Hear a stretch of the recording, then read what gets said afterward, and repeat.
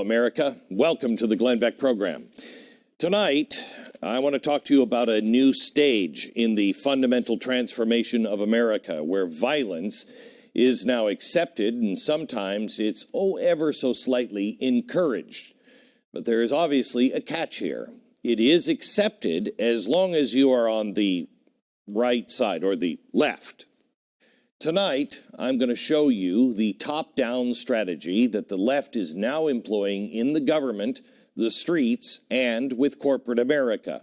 They do not care about the dangerous consequences of their rhetoric, and those consequences were on full display last week at a San Francisco State University. But first, a little background. It was the 2022 NCAA Women's Swimming Championship. Riley Gaines, a 12-time All-American female swimmer from the University of Kentucky, faced off against a male claiming to be a woman named Leah Thomas. She tied down to the 100th of a second with Leah Thomas. But it was not Riley who was given a trophy. It was Leah. It was also Leah who exposed his male genitalia in the women's locker room, and it was Riley who was expected to stay silent. But she didn't. When she saw that no one around her was standing up for women and women's spaces, she stood up. Her message has been very simple. Women deserve their own spaces. And for that, she has been ridiculed and ambushed and threatened just last week on the campus of San Francisco State University. After she finished speaking about why we need to protect female athletes, a mob ambushed the room, and she had to be taken to a safe room. On her way there, she said, "I was hit physically twice by what I may presume was a male individual." She had to stay locked in that safe room while the mob shouted at her about trans rights, even going as far as one person in the mob saying, "Tell her to pay us, and then she could go." They literally ambushed her, held her hostage on the college campus, all because she just wants to protect women. She's here to tell us the story. We welcome the very brave Riley Gaines. Riley, I have to tell you, I said earlier this week when I first saw this come out that I thought you and Chloe Cole are literally the only civil rights leaders or people speaking out for civil rights that don't do a job like mine. You're doing it because you mean it, and you've garnered national attention and taken so many risks, and I thank you for being that person. Well, I can't even tell you how much that means, because you're exactly right. You hit the nail on the head. I'm not talking about women's sports for me. I'm done playing sports. I don't need them protected for me anymore. But I can't imagine being in the position I'm in with the testimony and the experience and the story that I have and the platform, of course, and not advocating for my little sister or for I just got married and I can only hope one day that I'll be fortunate enough to have a daughter. Not fighting for her, not fighting for the other girls in my same position who have their voices completely silenced, not fighting for the women who fought so relentlessly to ensure we had equal opportunities by fighting for Title IX. We're expected now to just throw all of that out of the window in the disguise of progress, of being progressive and moving forward. But this movement is not progressive, and it doesn't take a rocket scientist to see that. This is taking us at least 51 years back in time to when before Title IX was enacted.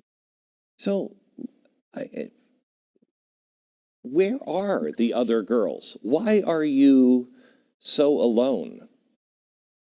The girls in my position, you just saw the video. That's why they don't want to speak out. That's why they're terrified. They don't want to take the arrows, but quite frankly, I would take a right hook from Mike Tyson if it meant defending and protecting women's spaces and women's rights. I'm glad to hear you say that, because one of the things, can we turn the audio off, please? One of the things that I thought of was, I wonder how much longer you're going to do this, because you are just an individual. And, you know, I didn't feel, I'd like to hear from you. Do you feel the police did their job? Did you feel like they were there for you? No, I don't. We were supposed to meet an hour and a half before the event to go over an exit strategy plan if something like this were to happen, which we anticipated. I won't say I anticipated this by any means, but I knew there would be people who didn't agree with me present in the room. I fully prepare for that, and I encourage that. Truthfully, I want these people to. I want to get myself in front of the people who don't agree with me. But the But not police never for showed up. confrontation, just for No, diversity of open ideas. to open eyes and share perspectives and have dialogues and converse about what we can do moving forward to unify in some degree, without compromising on the fact that women deserve equal opportunity and protected spaces. But the police didn't show up to meet before. We didn't discuss the strategy. They did a very poor job. I think they were scared. They didn't want to be labeled as anything other than an ally to the community. But it's so ironic because just today, the student body president released a statement saying the police presence was excessive and uncalled for. They said there was too Really? much security in the event. Wow, Yes, how do you think you would have fared without anyone protecting you at all? So is there witness to your assault? Is there video witness to your assault? I have contacted the school. Actually, I believe the campus police has contacted the school to get the CCTV footage of the room. Hopefully, they have not erased over it. All the police have garnered their body cam footage. At this time, I have not seen any of the footage, but I know there are people in the room who also were assaulted and who saw this as well. So what were they shouting to you? Well, actually, in my speech, I could hear people on the outside. Down this hallway, there was one group at this end of the hallway and another group at this end, and this side would yell, "Trans rights are under attack," and this side would yell back, "What do? We fight back." But again, I thought this was just protesting, people are entitled to protest. It's one of the amazing things of this country. We have the right to protest and organize. Didn't bother me until they actually did fight back. They were yelling violent things. They were yelling awful things. They were telling me that if I didn't want the smoke, I shouldn't have come to San Francisco. Or they were saying I was using my white privilege. They were saying things, demanding money if I wanted to make it home. I heard them negotiating with the dean of students. You know, they were saying, if she got paid to be here, we deserve to be paid if she wants to make it home safely. Why they were negotiating my safe passage with the dean of students, I don't understand. When but I missed the flight home. When the dean of students was standing there, and then you saw his response that this was totally peaceful, how did you feel? It feels as if we're living in an alternate universe. It feels as if, of course, they do this in the disguise of love and in the disguise of inclusion and kindness and acceptance and welcoming and tolerance. But what I have faced this past year, not just that one instance, has been the exact opposite of those things, because it's not kind to allow a man to change next to a girl. And it is not inclusive to allow a man to take a podium spot, to take a title, a scholarship, any opportunity away from a woman. It's actually exclusive. It's exclusive to the very girls Title IX was intended to protect. But again, they like to virtue signal as if they're doing it out of love. But you saw the video. We know that was not love. Yet they were claiming I was the one who was spreading hate. And I was the one who was being discriminatory, all for saying men should not compete against women. This is something I thought of this week in watching this. You know, you tied down to the 10th, so you both should have been on the platform. You know, if you accept that he's a woman, I guess. But did he at that time say, no, we both should be on, or not at all? Or has he ever reached out to you? Has he ever talked to you about any of this? No. And so my animosity with the whole NCAA championships is not directly towards Leah Thomas. Leah Thomas was following the rules set in place, but I do believe Leah Thomas is selfish, and I believe Leah Thomas has an utter disregard towards women and utter disrespect towards women and our privacy in the locker room and our safety and our equal opportunities. And so my problem is not, it's not, my argument is not rooted in transphobia, but I do have a problem with someone who is selfish in the way that even after all of this, Leah came out and said that he wanted to take an Olympic spot on the women's team at the next Olympics, which now is not possible because of new guidelines. But it's just narcissism, and we're affirming it at the expense of we, as female athletes, we were the collateral damage.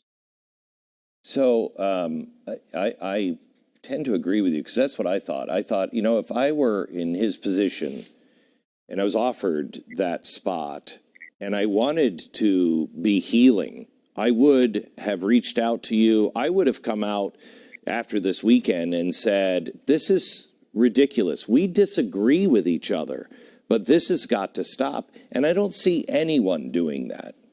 No. Instead, you see them doubling down. It just doesn't make sense. It's as if the original feminist movement has totally either abandoned ship, or they're now actively fighting for male inclusion in women's spaces, which of course goes against everything that the original feminist movement was created to empower and embolden and protect. I now call myself, I never would have considered myself a feminist before, but I now call myself a modern day feminist, right, which just means someone who can acknowledge that there are two sexes, you cannot change your sex, and women deserve equal opportunity and we deserve respect. I don't understand how this is even an argument. 10 years ago, everybody would have agreed with this. And there hasn't been a new case. It's just shouting people down. There's a lot of people that are standing against you, groups, individuals, et cetera, Do you feel like there's anybody that is really stepped to the plate and is for you? I do. Sage Steele, she works at ESPN. She obviously ESPN has their own problems. They're owned by Disney. This Women History Month, they honored Leah Thomas as this brave, courageous woman. And Sage Steele, again working at ESPN, she has come out and said, you know, this is wrong. This is harmful to women. We are supposed to empower women. We are supposed to tell women they're capable of everything a man is capable of, but without competing against a man to get to that point. And so Michelle Tafoya, who is another broadcaster, Lisa Booth, there's so many amazing, powerful women. Bethany Hamilton, she was the surfer who lost her arm in a shark attack, who's been outspoken. So there are amazing women, but I'm still waiting for more athletes, more even male athletes. We need more voices. We need to prove that we're the majority. I know we are. But right now we're catering to the minority because silence is complicity and we have too many people being silent. That's why they're shouting you down. That's why they're threatening you. That's why all of this is allowed to happen and encouraged to happen, because they want to make sure that nobody else stands up and speaks out. Last question, going back to the assault, is there a case open on this? Are you going to push for assault charges to be dropped if you can get the videotape? Absolutely. I believe the police have launched their own separate investigation, but I will be pursuing some sort of legal action, whether that's against the administration, whether that's against who physically assaulted me, whether that's against the campus police for doing a terrible job of evacuating me from that situation because due to their own fear.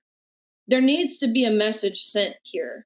When is enough? We have gone too far to allow this and then again double down and deem this as something that is peaceful. This is a problem, and I believe the tides will start to turn. I believe eyes will be opened because this type of thing, anyone with some sort of sanity knows that this is wrong and this is harmful and it's violent. We pray for you. Thank you so much. Thank you. I appreciate it. God bless. All right. I want to talk to you about a couple of things tonight. I want to talk to you about top down, bottom up, inside out. And I need you to stop thinking of America as a free market, because it is not. You'll understand in the next few minutes. But first, let me go back to what happened with Riley for just a second. Watch this. Tell her to pay us. Tell her to pay us and then she could go. $10 each. Okay. They were holding her hostage, demanding money for her safe passage off the campus. This implies that violence was the only other alternative here. Now, you have to wonder what those two cops were thinking at that moment. If they intervened, would they only have to face this violent woke mob, but also the woke mob within the university's administration as well, because they were there? I've been warning about this for years. Top down, bottom up, inside out. You've got the players in the government and in all the institutions at the very top. You've got the street performers, all of the radicals down at the bottom. These people are connected to these. They say, go ahead, nobody's going to touch you. They act without any impunity. There are no consequences for them because why? The top says it's just. The bottom says we're just fighting Nazis. And I'm only using, I invoked the comparison they used, not me. So, they're not conflicted at all. If I point out how Hitler used his brown shirts, the Nazis appealed to only about 30% of the German people. This was a party. Nazism was like the Democratic or Republican Party. They were the minority. But when people spoke out against any of their insane proposals, similar to, say, a dude competing in women's sports or the mutilation of children, Hitler would send in the brown shirts to attack the dissenters. He always said, they don't have anything to do with me. I don't have anything to, I'm sorry, I'm going to talk to them. Does this sound familiar? Take a look at a map of America. How many states discriminate on the basis of sexual orientation or gender? How many counties or cities? The answer is 0. And these people up at the top are goading the activists. They know that there's nothing going on. So what did they do? Well, they direct their aim at children. They made children their new battleground. They claim the new civil rights issue is the right to sexually mutilate children and to have our daughters lose to biological males in sports. This is not sane at all. This is a sign of a real mental disorder. And these are the lines of sanity that are being drawn in this country. Just last week, the states of Indiana and Idaho banned the use of gender-affirming care for children. Also last week, Kansas banned transgender athletes from competing in women and girls' sports. These things are obvious, but we don't live in sane times anymore. Check out this video from a few years ago. This is Fallon Fox, a transgender MMA fighter, after he knocked out a woman. Your winner by knockout, Fallon, Queen of Swords, Fox. How you feeling right now? I'm feeling excellent. That was sweet, huh? Did you like that? Yeah! Who wouldn't like that? Beautiful, well-placed knee, 39 seconds. You're advancing to the next round. What's going through your head right now? She was a pretty strong opponent, I'll give her that. But my technique won the day. And I want to tell everyone else, I'm coming in this tournament. Every woman in this tournament better look out. I'm freaking coming. Mm-hmm. That's a man assaulting a woman on live TV, then bragging that he was going to do more of it. This is what the left is currently fighting to keep. This is what is bringing the Democrat brown shirts out in the streets to protect. This is the cause they believe justifies their violence. And why wouldn't they think they could do anything and get away with it? Why would they think that holding Riley Gaines hostage would hold any consequence? The George Floyd Summer of Rage riots resulted in up to $2 billion in damages. Cities were burnt to the ground. CNN, they reported it as mostly peaceful. Remember that? A few months later, the George Floyd riots turned into Breonna Taylor riots. 7 people were shot on top of more property destruction and violence. Everything was spiraling out of control when Kamala Harris was asked about the riots. This was her response.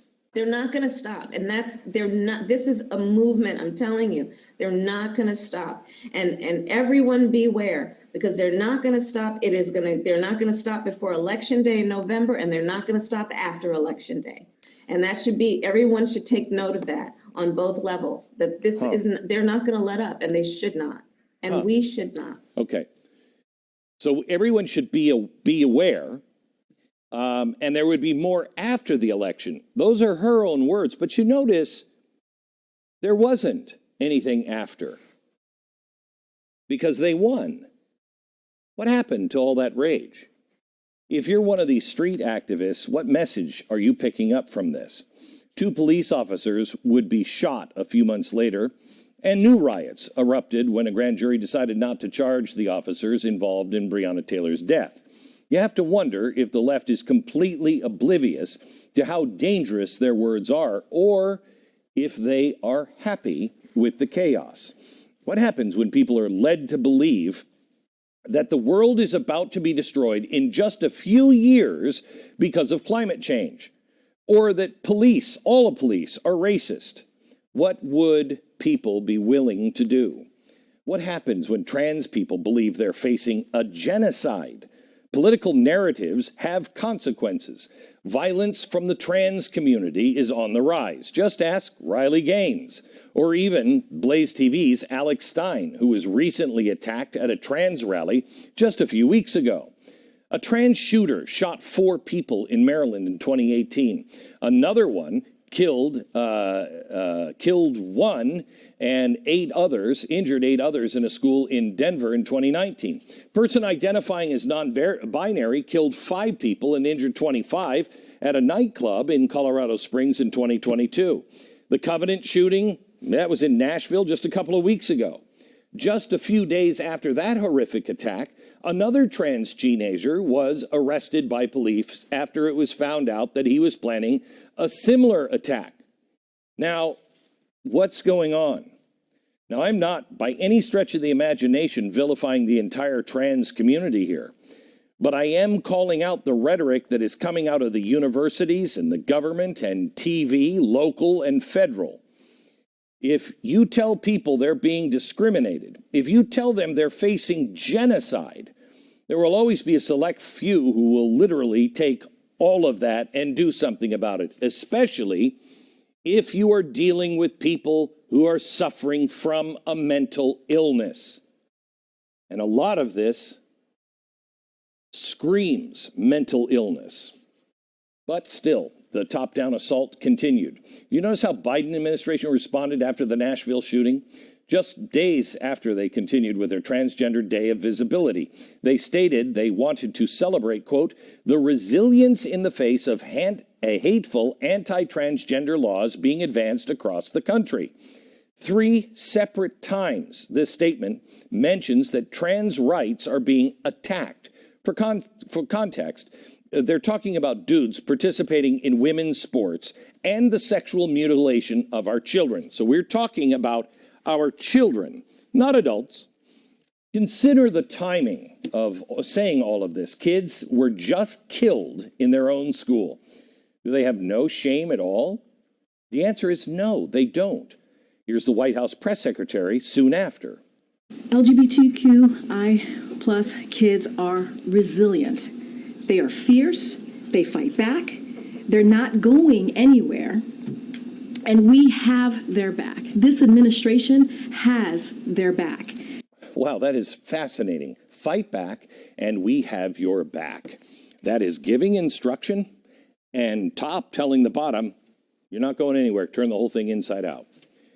Interesting word choices after a member of the trans community just shot up a Christian school and murdered children. The messages are clear. Forget the consequences. And here's the narrative we're rolling with. Go fight back. We saw this in the wake of the Nashville shooting when 3 Democrats participated in the takeover of the Tennessee legislature with a mob of activists. 2 of them were voted to be expelled by the Tennessee Republican-controlled House. And good for them. The Democrats that were expelled shouted on a megaphone in parallel with the mob. There simply must be consequences for this kind of behavior. But can you guess how the Biden administration responded? Biden invited them to the White House. Kamala Harris traveled to Nashville where she showered them with applause. 2 days ago, the Dems with the bullhorn were reinstated. There are no consequences. You can lead an insurrection on a state capitol building. You can be violent and disruptive on a college campus, but as long as you're on their side, as long as you are fighting for their insane cause, you're all right. This is exactly the message that people are hearing when they hear the words genocide. Get out there, mess things up, disrupt, stop these people. Nothing should stop you. The left's strategy is escalating, and we're being balkanized, forced to hate thy neighbor. Don't do it. All the people at the very top of power are guiding it along. This is coordinated. Just like Kamala Harris predicted, it didn't stop before the election, and when it was convenient, it didn't stop after the election. It's getting worse, but again, you should know. If you've watched me for a while, top down, get the bottom to rise up, you panic, and the top comes down to lock it all up.